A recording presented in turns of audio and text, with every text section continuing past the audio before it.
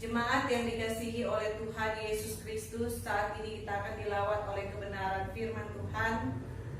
Dan perenungan kita pada saat ini dengan tema iman dan pengharapan dalam penderitaan. Kita akan berdoa terlebih dahulu sebelum kita merenungkan firman Tuhan. Mari kita satu di dalam doa. Bapa dalam surga, kami mengucap syukur kepadamu Tuhan, karena Engkau sungguh baik di dalam kehidupan kami. Saat ini Tuhan, kami rindu untuk dilawat oleh kebenaran firman-Mu.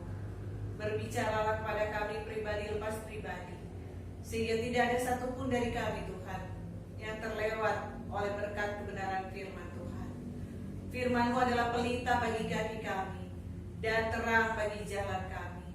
Dan biarlah kehendak-Mu itu Tuhan yang menuntun kehidupan kami. Terima kasih Tuhan Yesus, dalam nama Tuhan Yesus kami berdoa. Amin. Jemaat sekalian yang kekasih di dalam Tuhan Yesus Kristus, pada saat ini kita akan merenungkan firman Tuhan dengan satu tema, iman dan pengharapan dalam penderitaan. Kita akan membaca firman Tuhan yang mendasari perenungan kita pada saat ini dari kitab 1 Petrus pasal yang pertama, ayat yang ketiga sampai dengan ayat yang ke-12. Firman Tuhan berkata demikian. Pengharapan iman dan kasih. Terpujilah Allah dan Bapa Tuhan kita Yesus Kristus, yang karena oleh rahmat-Nya yang besar telah melahirkan kita kembali oleh kebangkitan Yesus Kristus dari antara orang mati kepada suatu hidup yang penuh pengharapan, untuk menerima suatu bagian yang tidak dapat binasa, yang tidak dapat cemar, dan yang tidak dapat layu, yang tersimpan di surga bagi kamu, yaitu kamu yang dipelihara dalam kekuatan Allah karena imanmu, sementara kamu menantikan keselamatan yang telah tersedia untuk dinyatakan pada zaman akhir. Bergembiralah akan hal itu, sekalipun sekarang ini kamu seketika harus berduka cita oleh berbagai-bagai pencobaan. Maksud semuanya itu ialah untuk membuktikan kemurnian imanmu yang jauh lebih tinggi nilainya daripada emas yang fana, yang diuji kemurniannya dengan api, sehingga kamu memperoleh puji-pujian dan kemuliaan dan kehormatan pada hari Yesus Kristus menyatakan dirinya. Sekalipun kamu belum pernah melihat Dia, namun kamu mengasihinya, kamu percaya kepada Dia, sekalipun kamu sekarang tidak melihatnya. Kamu bergembira karena sukacita yang mulia dan yang tidak terkatakan, karena kamu telah mencapai tujuan imanmu, yaitu keselamatan jiwamu. Keselamatan itulah yang diselidiki dan diteliti oleh nabi-nabi yang telah bernubuat tentang kasih karunia yang diuntukkan bagimu. Dan mereka meneliti saat mana dan yang bagaimana yang dimaksudkan oleh Roh Kristus yang ada di dalam mereka, yaitu Roh yang sebelumnya memberi kesaksian tentang segala penderitaan yang akan menimpa Kristus dan tentang segala kemuliaan yang menyusul sesudahnya. Kepada mereka telah dinyatakan bahwa mereka bukan melayani diri mereka sendiri, tetapi melayani kamu dengan segala sesuatu yang diberitakan sekarang kepada kamu dengan perantaraan mereka, yang oleh Roh Kudus yang diutus dari surga menyampaikan berita Injil kepada kamu, yaitu hal-hal yang ingin diketahui oleh malaikat-malaikat. Sedemikian jauh pembacaan firman Tuhan kita pada saat ini. Berbahagialah setiap kita yang mendengarkan firman Tuhan dan yang melakukan di dalam kehidupan kita hari lepas hari. Haleluya. Bapak Ibu Saudara yang kekasih di dalam Tuhan Yesus Kristus, bacaan yang baru kita baca tadi yaitu surat 1 Petrus. Surat 1 Petrus ini ditulis oleh Rasul Petrus dan ditujukan kepada jemaat-jemaat yang ada di daerah Asia Kecil di Provinsi Romawi. Mengapa Rasul Petrus menulis surat kepada mereka? Karena pada saat itu kekristenan ditentang, kekristenan itu dianiaya, kekristenan itu tidak diterima oleh masyarakat yang ada saat itu. Karena itu jemaat Kristen yang ada pada saat itu mengalami penderitaan yang berat. Karena hal tersebut, meskipun Rasul Petrus sendiri adalah orang yang juga mengalami aniaya, nyawanya sedang terancam, dan dia juga mengalami penderitaan yang berat.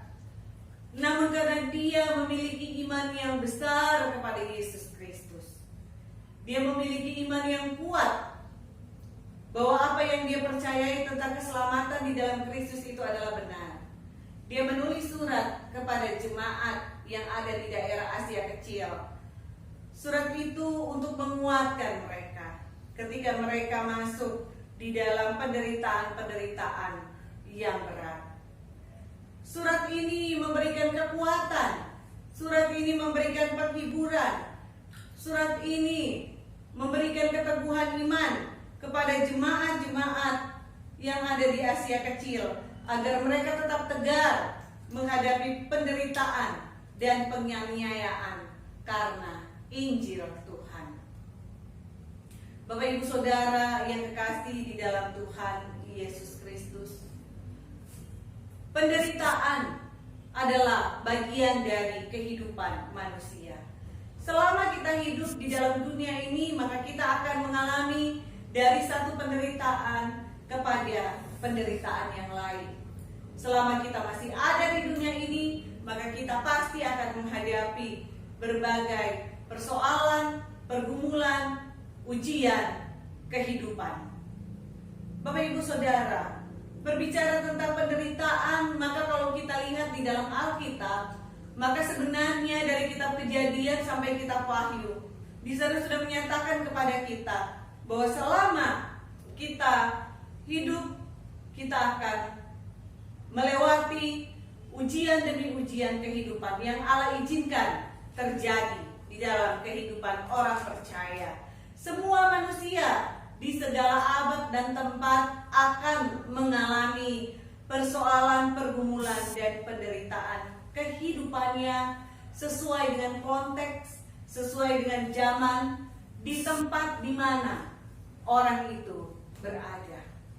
Bapak Ibu Saudara yang kekasih di dalam Tuhan Yesus Kristus, pertanyaannya, apa yang berbeda dari orang yang menderita di dalam Tuhan dan orang yang menderita di luar Tuhan? Kalau kita lihat kisah-kisah di dalam Alkitab, bagaimana orang-orang yang sungguh-sungguh melayani Tuhan, orang-orang yang sungguh mengasihi Tuhan, tetapi Tuhan juga mengizinkan mereka untuk masuk di dalam penderitaan kehidupan mereka. Kita lihat nabi-nabi Tuhan, kita lihat para rasul, mereka diizinkan Tuhan untuk mengalami penderitaan-penderitaan yang berat, karena Tuhan mempunyai rencana di dalam kehidupan mereka. Orang duniawi ini juga menghadapi penderitaan selama hidup di dalam dunia ini. Sama, baik orang percaya maupun orang duniawi sama-sama mengalami penderitaan. Namun apa yang membuat perbedaan antara orang yang percaya dengan orang yang tidak percaya kepada Tuhan? Yang membedakan adalah respon mereka terhadap penderitaan. Ketika penderitaan itu datang, maka hendaknya respon antara orang yang percaya kepada Tuhan dan orang yang tidak percaya kepada Tuhan itu berbeda. Mengapa? Karena mereka memiliki dasar pemikiran yang berbeda di dalam memandang sebuah penderitaan. Bagaimana seharusnya respon orang percaya dalam menghadapi penderitaan? Apa yang dikatakan oleh Rasul Petrus kepada jemaat di Asia Kecil dalam menghadapi penderitaan? Mari kita mau melihat di dalam bacaan kita pada pagi hari ini, seperti yang sudah kita baca tadi, yang dikatakan oleh Rasul Petrus kepada jemaat Asia Kecil dalam menghadapi penderitaan. Hal yang pertama, yaitu di ayat yang ketiga sampai dengan ayat yang kelima. Di sana Rasul Petrus mengajak mereka untuk memuji Tuhan. Rasul Petrus mengajak mereka untuk tetap mengucap syukur kepada Tuhan. Di dalam situasi yang berat sekalipun, di dalam penderitaan sekalipun, Petrus katakan tidak ada alasan bagi orang percaya untuk tidak mengucap syukur kepada Tuhan, untuk tidak memuji Tuhan. Apa dasar mereka bisa mengucap syukur dan memuji Tuhan padahal mereka sedang berada di dalam penderitaan? Kalau kita melihat di dalam bacaan kita, dasar mereka memuji dan mengucap syukur kepada Tuhan adalah karena Kristus telah menyelamatkan mereka dan menyediakan tempat yang istimewa bagi mereka di surga. Bapak Ibu Saudara yang kekasih di dalam Tuhan Yesus Kristus, sukacita orang percaya bukan dibangun dari hal-hal duniawi, bukan dibangun dari sumber-sumber dunia ini, tetapi di dalam segala keadaan mampu membuat orang percaya itu bersukacita, karena di dalam hatinya ada sukacita yang sejati, yaitu ketika dia menyadari, dia mengingat, dan ketika dia tahu bahwa Kristus sudah menyelamatkan dia. Dan kehidupannya bukan lagi hanya untuk di dunia ini saja, tetapi dia memiliki satu tujuan yang pasti yang sudah disediakan Tuhan baginya. Dan penderitaan di dunia ini hanyalah sementara adanya. Jemaat sekalian, respon yang kedua yang hendaknya dimiliki oleh orang percaya seperti yang dikatakan oleh Rasul Petrus kepada jemaat di Asia Kecil, yaitu supaya tetap berpengharapan di dalam Tuhan. Hal itu dapat kita lihat di ayat yang ketiga sampai dengan ayat yang kelima. Di sini Rasul Petrus mengalihkan pandangan jemaat di Asia Kecil dari penderitaan mereka yang sementara di dunia ini kepada pengharapan yang kekal yang telah disediakan Allah bagi mereka. Dan Rasul Petrus juga menyatakan kepada jemaat tersebut bahwa Allah akan memelihara mereka, Allah akan menjaga mereka sampai mereka mendapatkan janji Tuhan itu secara utuh, secara sempurna. Bapak Ibu Saudara yang kekasih di dalam Tuhan Yesus Kristus, selanjutnya hal ketiga yang merupakan respon dari jemaat Asia Kecil yang disampaikan oleh Rasul Petrus yang juga merupakan respon dari kita orang yang percaya kepada Tuhan ketika menghadapi penderitaan, yaitu tetap bersukacita. Di ayat 6, ayat 8 sampai dengan ayat yang ke-9. Di sana Rasul Petrus mengajak jemaat di Asia Kecil untuk terus bersukacita di dalam penderitaan mereka. Karena apa? Karena Tuhan mempunyai tujuan dan rencana bagi kebaikan mereka melalui penderitaan mereka. Mereka bersukacita melalui penderitaan mereka karena mereka dapat mencapai tujuan iman mereka. Meskipun di dunia ini mereka harus mengalami banyak penderitaan. Bapak Ibu Saudara yang dikasihi dalam Tuhan, ini juga nasihat firman Tuhan bagi kita.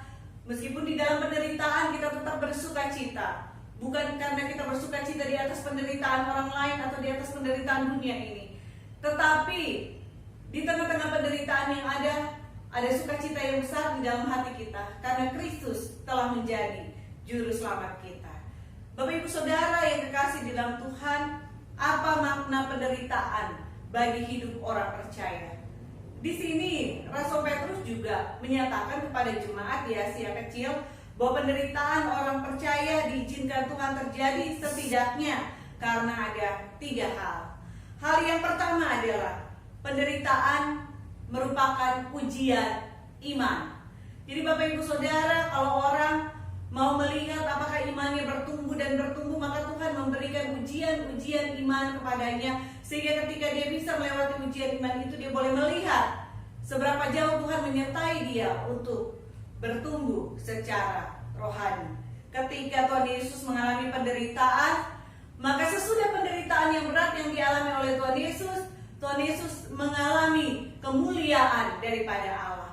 Demikian juga orang percaya ketika dia bisa melewati ujian iman, maka sesudah ujian iman itu, imannya akan semakin bertumbuh dan dia boleh melihat kemuliaan Allah semakin nyata di dalam kehidupannya. Hal yang selanjutnya, Bapak Ibu Saudara yang kekasih di dalam Tuhan Yesus Kristus, di sini Rasul Petrus ingin menyatakan bahwa melalui penderitaannya orang percaya dapat meresponi dengan baik, karena orang percaya memahami tentang makna sesungguhnya dari keselamatan yang sejati, bukan untuk tujuan duniawi, tetapi untuk suatu tujuan keselamatan yang kekal, untuk suatu tujuan yang sifatnya rohani. Bapak Ibu Saudara yang kekasih di dalam Tuhan Yesus Kristus, bagaimana dengan kehidupan kita? Apakah kita bisa melihat bagaimana orang percaya itu dapat meresponi ketika dia menghadapi penderitaan? Hidup manusia itu tidak pernah lepas dari penderitaan. Seperti yang saya katakan di bagian awal tadi, bahwa berbicara tentang penderitaan, maka Alkitab menyatakan kepada kita bahwa semua manusia di dunia ini di segala abad dan tempat mengalami penderitaan. Penderitaan sesuai dengan konteksnya, sesuai dengan keadaannya, bagaimana Tuhan memanggil dia, bagaimana Tuhan mengutus dia, bagaimana Tuhan berkehendak di dalam kehidupannya. Pada saat ini Bapak Ibu Saudara, sangat jelas di depan mata kita penderitaan yang dialami oleh umat manusia di dunia ini, dan juga kita alami oleh bangsa Indonesia, yaitu penderitaan akibat dari COVID-19. Sejak COVID melanda dunia dan termasuk negara kita, maka tentunya kita sangat merasakan dampak dari penderitaan ini. Bukan hanya dampak bagi penderitaan batin, bukan hanya dampak dari penderitaan fisik, tetapi berdampak juga sampai kepada kematian dari orang yang menderita COVID-19 ini. Semua orang yang pernah kontak dengan orang tersebut juga akan mengalami dampak dan ikut diawasi. Bapak Ibu Saudara, lingkungan yang ada di sekitar kita menjadi tidak sehat lagi. Bahkan kita mulai curiga kalau berada di satu lingkungan tertentu, kita mulai berpikir, ini orang dari mana, atau apa yang dilakukannya, atau kita mulai melihat apalagi kalau orang yang tidak kita kenal. Bapak Ibu Saudara, untuk mencegah penyebaran virus yang lebih luas lagi, maka pemerintah menetapkan social distancing. Bahkan beberapa daerah juga sudah menyatakan lockdown. Kita melihat bersama-sama bahwa kehidupan sosial kita akhir-akhir ini terganggu. Masyarakat juga menjadi khawatir, menjadi cemas, menjadi takut, menjadi panik, dan orang mulai saling curiga, semua pakai masker dan saling melihat. Kalau ada batuk bersin sedikit, semua orang langsung bereaksi. Bahkan ada orang lain juga yang menjadi cuek dan tidak peduli terhadap orang lain. Semua orang mengutamakan keselamatan, semua orang mengutamakan kepentingan dirinya sendiri dan keluarganya. Banyak orang yang kehilangan mata pencaharian untuk menghidupi keluarganya.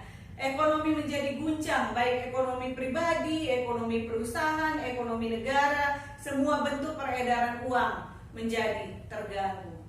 Itulah sekilas penderitaan yang nyata yang kita hadapi di depan mata kita akibat COVID-19. Bagaimana kita memaknai setiap penderitaan yang terjadi di dalam kehidupan kita? Bapak Ibu Saudara, sama prinsipnya dengan apa yang dikatakan oleh Rasul Petrus kepada jemaat di Asia Kecil melalui tulisannya, bahwa penderitaan bagi orang percaya diizinkan Tuhan terjadi setidaknya ada 3 hal, yaitu penderitaan sebagai ujian iman kita. Apakah di tengah-tengah berbagai penderitaan dan pergumulan yang kita alami, kita tetap beriman teguh kepada Tuhan, kita tetap berserah penuh kepada Tuhan. Yang kedua adalah penderitaan sebagai pengudusan dan penyucian. Tuhan ingin menguduskan kita, Tuhan ingin menyucikan kita. Maka seringkali Tuhan mengizinkan kita untuk masuk di dalam pergumulan-pergumulan, di dalam ujian-ujian kehidupan, sehingga dengannya kita boleh bercermin, kita boleh berkaca, dan kita tahu posisi kita di mana dan apa yang harus kita lakukan. Yang ketiga adalah ketika kita mengalami penderitaan, Maka sesudah penderitaan itu kita bisa lewati bersama dengan Tuhan, maka akan nyata kemuliaan Allah di balik penderitaan yang kita alami. Karena itu orang biasanya kalau sesudah mengalami penderitaan biasanya suka bikin kesaksian. Dan Bapak Ibu Saudara yang dikasih di dalam Tuhan, orang percaya melalui penderitaan, pergumulan, persoalan kehidupan, orang percaya lebih mengerti, orang percaya lebih memahami makna sesungguhnya dari arti keselamatan yang sejati yang dia miliki. Yaitu bukan dia nyaman di dunia ini, bukan segala sesuatu tercukupi di dunia ini, bukan karena dia merasa semua fasilitas dunia ini mendukung dia, tetapi keselamatan yang sejati adalah ketika dia memiliki Kristus di dalam kehidupannya. Dan itu lebih penting daripada segala sesuatu yang ada di dalam dunia ini. Bapak Ibu Saudara yang dikasih dalam Tuhan, bagaimana hendaknya orang percaya meresponi penderitaannya? Di sini pesan Rasul Petrus kepada kita, hendaknya orang percaya tetap tabah menghadapi penderitaan karena ia memiliki iman kepada Tuhan. Orang percaya selalu memandang bahwa penderitaan dapat saja dialami olehnya sebagai izin dari Tuhan, karena Tuhan punya maksud dan rencana melalui penderitaannya. Yang kedua adalah orang percaya tetap tabah menghadapi penderitaan karena dia memiliki pengharapan.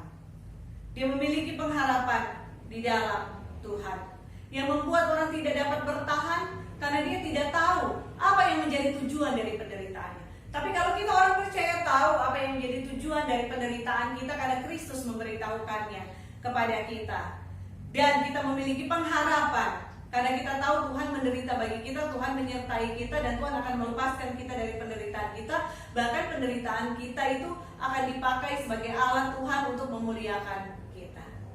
Bapak Ibu Saudara yang dikasih dalam Tuhan, Tuhan campur tangan di dalam penderitaan kita, dan semuanya ketika berakhir akan terasa indah. Bapak Ibu Saudara yang kekasih di dalam Tuhan Yesus Kristus, bagaimana dengan kehidupan kita? Apakah penderitaan membawa kita lebih beriman teguh kepada Tuhan? Apakah penderitaan membawa kita lebih berpengharapan penuh di dalam Tuhan? Biarlah firman Tuhan yang singkat ini boleh membekali kehidupan kita dalam kita menghadapi hal-hal yang terjadi, khususnya yang belakangan ini. Pasti kita semua mengalami dampak dari keadaan saat ini. Tapi biarlah kita boleh tetap beriman teguh kepada Tuhan, berpengharapan kepada Tuhan, bahwa indah pada waktunya Tuhan akan menyatakan kehendaknya, dan setiap orang percaya yang tahan uji, maka Tuhan akan memuliakannya. Tuhan memberkati kita semua. Amin. Jemaat sekalian, mari kita naikkan doa syafaat kita. Tuhan Yesus, kami bersyukur untuk firman-Mu yang boleh kami dengarkan tadi Tuhan. Biarlah firman Tuhan ini boleh membekali kami di dalam kami menghadapi situasi yang ada saat ini, yang kadang-kala kami lihat tidak menentu Tuhan. Biarlah apapun yang kami alami saat ini Tuhan, kami boleh berpegang kepada firman Tuhan. Kami boleh dikuatkan imannya, diteguhkan imannya, dan terus berpengharapan kepada-Mu Tuhan. Sama seperti yang dinasihatkan Rasul Petrus kepada jemaat di Asia Kecil. Kami berdoa juga Tuhan untuk pemerintah bangsa dan negara kami dalam mengelola negara ini di tengah situasi yang ada saat ini. Tuhan, Engkau memberkati sehingga pemerintah kami boleh memiliki hikmat dan dapat Tuhan melakukan pencegahan-pencegahan dari menularnya virus corona ini Tuhan kepada seluruh rakyat Indonesia, sehingga Tuhan negeri ini boleh mengalami pemulihan kembali Tuhan. Kami juga menyerahkan Tuhan untuk saudara-saudara kami Tuhan, seluruh tenaga medis dimanapun mereka berada. Tuhan memberkati mereka, karuniakan kesabaran, kesukacitaan dalam mereka menjalani tugas dan panggilan mereka. Kami berdoa juga Tuhan untuk jemaat kami, biarlah Tuhan Engkau memberkati, karuniakan kesehatan kepada kami. Biarlah kami Tuhan boleh melalui hari-hari kami dengan sukacita. Kami yang sakit Tuhan sembuhkan, kami yang susah Tuhan hiburkan. Inilah doa syafaat kami Tuhan. Biarlah Tuhan Engkau memberkati juga semua kami di dalam kebutuhan hidup kami hari lepas hari. Biarlah kasih Tuhan boleh tercurah atas kami. Terima kasih Tuhan Yesus. Kami mau bawa doa ini dengan doa yang Engkau ajarkan kepada kami. Bapa kami dalam surga, dimuliakanlah namamu, datanglah kerajaan-Mu, jadilah kehendak-Mu di bumi seperti di surga. Berikanlah kami pada hari ini makanan kami yang secukupnya, dan ampunilah kesalahan kami, seperti kami sudah mengampuni orang yang bersalah pada kami. Dan janganlah masukkan kami ke dalam pencobaan, tetapi lepaskanlah dari yang jahat. Karena Engkau yang punya kerajaan, kuasa dan kemuliaan sampai selama-lamanya. Amin.